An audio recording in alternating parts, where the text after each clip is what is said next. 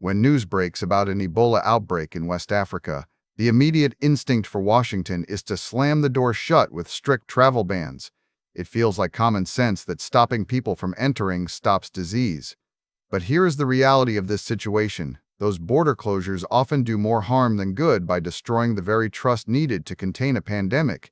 By watching this video, you will discover why hardening borders can actually increase the total number of cases and how a strategy based on cooperation rather than isolation creates better security outcomes for everyone involved. The logic behind travel restrictions is straightforward in theory, but flawed in practice. Policymakers assume that if they stop all movement from an infected region, they create a perfect shield around their nation. The problem arises because this approach ignores the fundamental incentives of human behavior during a crisis. When you impose immediate bans without warning or support, you do not just slow down travel, you drive the flow underground and destroy intelligence-gathering capabilities that are essential for accurate outbreak modeling. Consider what happens when a traveler realizes they will be turned away at the border if their symptoms appear on a screening form. They have three choices: stay home in an area with no medical care, try to cross illegally through unmonitored channels, or hide their illness until it is too late.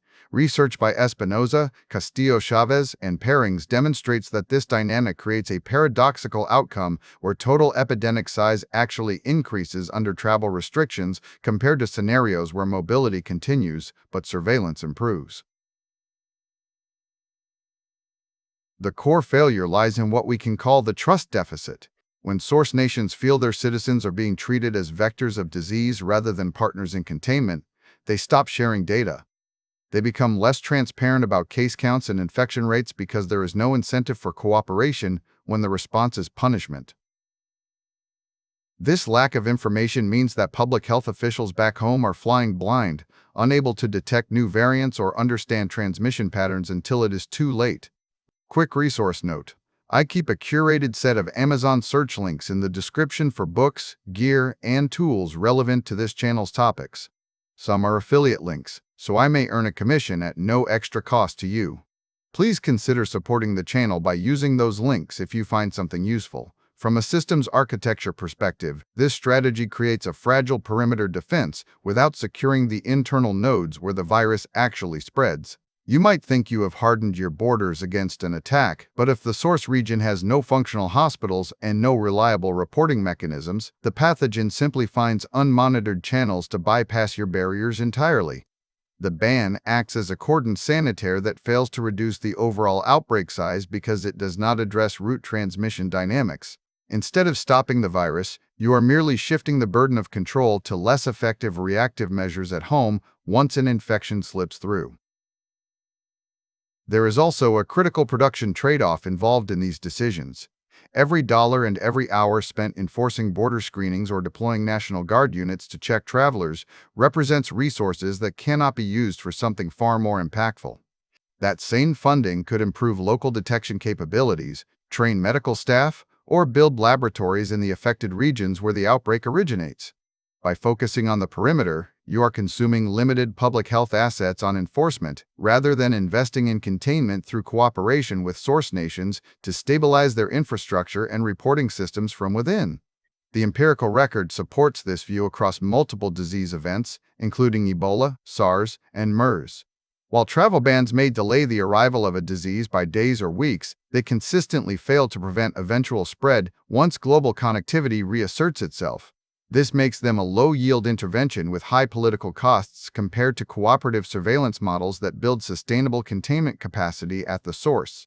The data suggests that the marginal benefit of delaying entry is negligible when weighed against the strategic cost of losing transparency and cooperation from affected governments. However, we must acknowledge that simply removing all restrictions is not automatically the silver bullet either. A study by Lopez et al. Indicates that mobility restrictions can trigger oscillatory regimes if they are not calibrated to a specific critical mobility level. This means poorly tuned interventions create recurrent waves rather than stopping transmission entirely. The solution requires precision and resource-backed execution rather than blanket bans or naive assumptions that open borders equal safety without preparation. Another layer of complexity comes from the SAFE-ABM study, which highlights how broad restrictions concentrate risk among essential workers who must keep moving despite the danger. When you shut down travel for everyone, you do not stop movement entirely. You force it into channels where only those with critical roles can operate. This creates a high-risk environment for frontline staff and logistics networks, while leaving general population transmission largely unaffected by the policy itself. The answer is targeted workforce rotation and support, rather than just shifting from bans to cooperation without structural changes. The most valuable insight here concerns the strategic architecture of pandemic response. A border ban treats symptoms, not causes. It assumes that if you isolate yourself well enough, you will be safe until the world heals around you.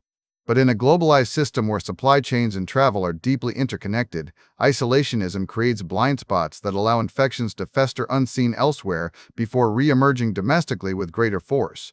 The most effective containment strategy is one that treats disease control as a shared security challenge rather than an isolated national defense problem. This approach requires accepting that you cannot build a perfect wall against biology when the virus operates through human networks and movement patterns. Instead, you must invest in making those networks transparent and resilient everywhere they touch your borders. By supporting source nations to improve their own health infrastructure and data reporting, you create early warning systems that protect both them and you simultaneously. This is not idealism, it is realpolitik, driven by the understanding that a threat anywhere eventually becomes a threat somewhere else if left unchecked.